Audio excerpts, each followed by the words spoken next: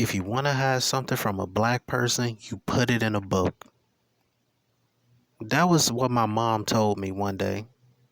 Because in high school, I used to hate reading. Also in elementary school, too. I would put the book on the desk, or I'll put the book in between my lap, and I'll put my head down on the desk, and I would fall asleep. But I had this ability where I would shake my leg throughout me going to sleep, which would give the impression to the teacher like, oh, he's awake. But really, I was knocked out of sleep. I was a sound sleeper. So, I did a pretty good job by not snoring. I was able to not really make noises that would give it away that I was asleep. This went on from elementary school, I say about my sophomore year of high school.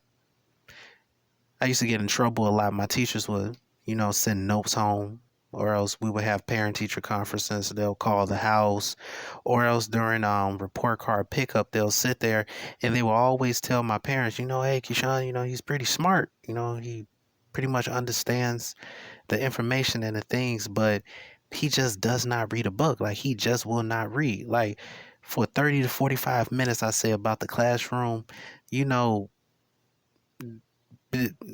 some like my English classes, they'll have us pull out a book and read for, I say about like what, 30, 45 minutes. And I just would not read. So my mom, we was at home one day, we was talking, and she asked me, she said, why don't you read a book? And I told her, I was like, well, it's boring. It's not interesting to me. I'm pretty much used to, coming from elementary school, we would have at least pictures in the books, illustration, artwork, something that would be able to further enhance the story, help tell the story. If you didn't understand it by words, at least you can pick it up by pictures.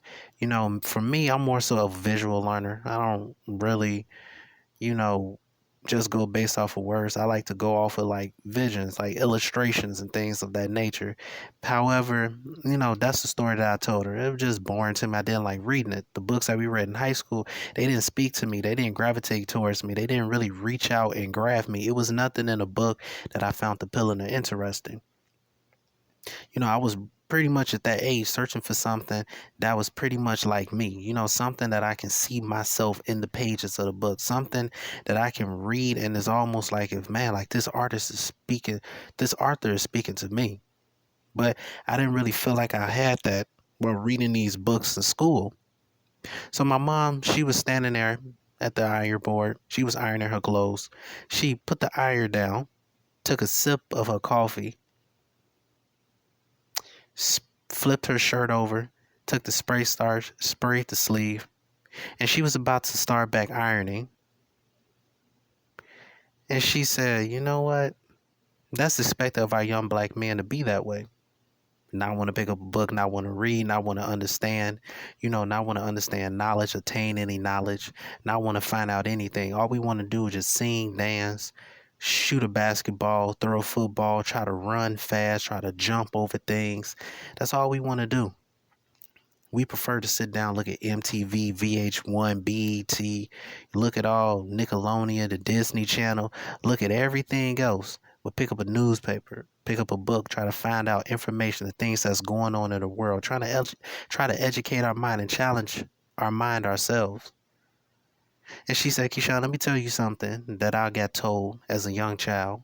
If you want to hide something from a black person, you put it in a book. Now, I'd never heard those words before. Never heard that at all. That was the first time I ever heard that from my mother. My dad, he got up out the bed. I heard the bed creak, and he stood there in the doorway of my mom and dad bedroom, and he was listening with a smile on his face as he was sucking the toothpick. And my mom said that to me, and that actually did something to me.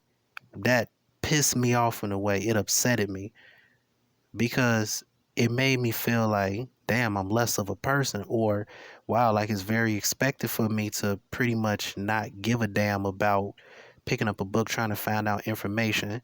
And it also spoke volumes to me, and it told me something too. It told me, instead of you sitting up here waiting on an author to challenge you, instead of you sitting up here just picking a book because your teacher told you to pick a book, doing the bare minimum, why don't you get up off your ass and why don't you challenge your own self? Why don't you go out there and find a book that interests you?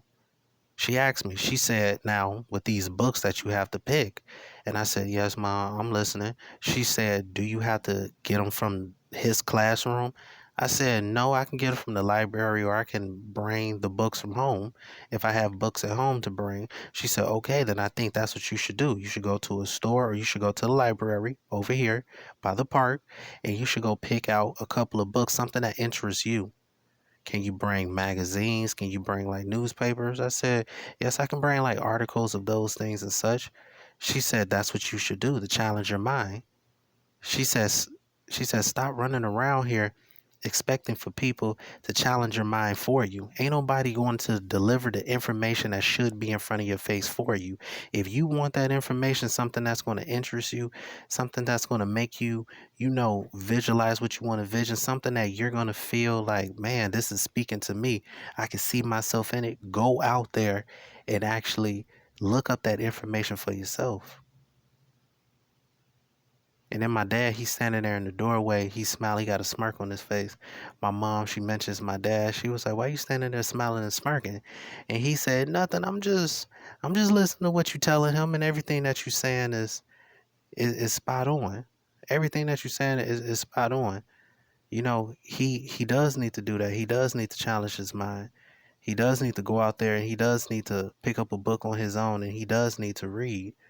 Instead of sitting up here waiting for somebody to give him the information, he does need to go out there and paint his own picture. Matter of fact, he was a matter of fact, I'll take it a step farther. Why don't you sit down and why don't you try to write a book? Why don't you sit down? Why don't you try to create something? Instead of sitting there, waiting for this teacher to actually have you guys read a book as a collective, as a whole together, that's going to actually excite you. Why don't you do that? And I was like, wow, actually, my parents, they bring up a good point. Like, I never really thought about it that way at that age. All I thought about was like, let me just go in here, let me just grab a book so this man can shut up and stop really complaining, so I won't get in trouble. Let me get a book. But it wasn't more so about just grabbing a book. It was more so about me, actually challenging my mind, actually growing. At that 30 to 45 minutes, it was a hopes that I would gain a little bit more intelligence in that moment. I would gain more wisdom and more insight. Then my dad he asked me the question again. He said, so why else don't you like reading? He said, because I heard you say something in the bedroom that made me get up. You said because, it's hard to find the truth in what you're reading. And I was like, yeah, Dad, with these history books, because I really loved history. History was one of my favorite subjects in school. I was like, I really loved history. I was like, yeah, that was like, I'm like, it just some of this history that we read in the book seems so off. It seems something seems wrong about it. Seems like it's so much lies. And I'm like, bless the teacher's heart. I mean, they got degrees and stuff in it. So I'm assuming all they doing is teaching us the same stuff that they went to these universities and got their, bachelor's or doctorate or master's degree in. So they pretty much just regurgitating information that somebody taught them. And I'm sure some of these teachers probably didn't go further and do extensive research. Or maybe they did. They just are prohibited from telling us that. And he was like, well, man. And he smiled at me. He looked at me like how a father would look at his son. He says, you know what, man? He paused, sucked on his toothpick some more, flipping around in his mouth. And he looked at me again. He said, there is truth in what you're reading. You have to just read in between the lines and you'll find out the truth. And I looked at him and I said, what do you mean? He said, well, true. Some of this stuff that you are learning in school, it is a lot of lies and it is a lot of BS in it. But you have to sit there. He said, you have to treat books like some of these math problems. He said, remember how I taught you how to do a math problem? And he said, and preferably the word math problems. He said, once you finish reading, he said, you always struggle with the word math problems. You would read them, and you wouldn't get it. He said, and I had you to break up the sentences. And then eventually you start hearing that the answer was actually in the word math problems. and then it became easy to you. He said that's how you have to treat the books. You have to take your time, read each sentence, read each line. He said in each line there's a message. Break it up, separate them. Read all the punctuation marks, the periods, and this and that. He said, don't just read it alone. He said, just read it. Take your time, and you'll be able to hear the truth within the book. He said, because there's a message in every line. That Arthur is not just writing just to write. There's a message in every line. Every word, there's a message, there's a meaning, there's something that has to do with this. That Arthur, he is illustrating, he is painting it. So why don't you look at it that way? Man, once my parents told me that, I took off and I was running. I started picking up books left and right. I started reading them and I started picking up understanding.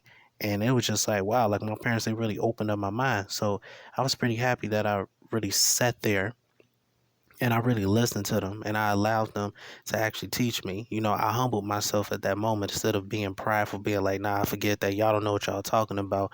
I'm never going to, understand and read these books. Is boring, whatever. I'll just do the bare minimum to get by. But they actually showed me, like, you can turn reading into whatever you want it to be. Find something that you like reading, find an interesting title that grabs your attention, and then sit down and then try to find the truth. Try to understand what the author was trying to convey through, their writing. Try to figure out what the message is. Try to understand, and it really challenged my mind in a way. So, ever since then, my parents, they didn't really hear too much stuff about, me at school anymore. But pretty much that was some excellent sound information that catapulted me now to the point where I just can't stop reading. I actually, and what it also did too, it further propelled me into being what I found out that I was. I was a self learner. I like to go out and I like to explore things. I like to do my own personal research and gather information and sit down and like figure things out.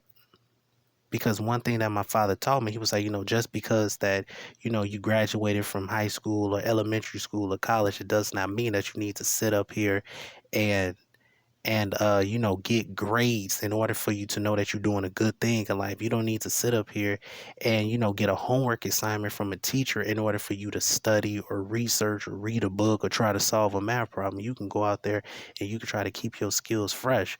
You have to go out there and have a zeal to learn. You have to yearn to learn. You have to want to be a curious person in order for you to pick up new information, new understanding, have better insight, gain more wisdom. You can't just sit up here and just, everything stops when school stops. You have to keep going. But pretty much, that's pretty much it. Like my parents, they gave me some pretty sound information. I know my mom, she had to go to work that day at like 7:30. She had to be leaving out the house. And I know my dad, he had to get ready to work because he had to be leaving later on that afternoon. But, for pretty much that time, that was a blessing. And I really do thank them for that. And still to this day, I go back and I thank them for that. And I remember that what they told me, that left a lasting imprint on me. That left a lasting impression on me, especially with my mom. She knocked it out the park when she had said, if you want to have something from a black person, you put it in a book. That really challenged me. That let me know, like, hey, then there's so much stuff out there that's being hidden from me. And by me sitting up here doing the bare minimum, I'm pretty much feeding into exactly what it was set up for me to do. Just sit up here and do the bare minimum so I can grow up stupid, so I can grow up dumb and not know anything. But other than that, that's the end of that. So I hope you guys gained something from me saying that. But anyway, peace.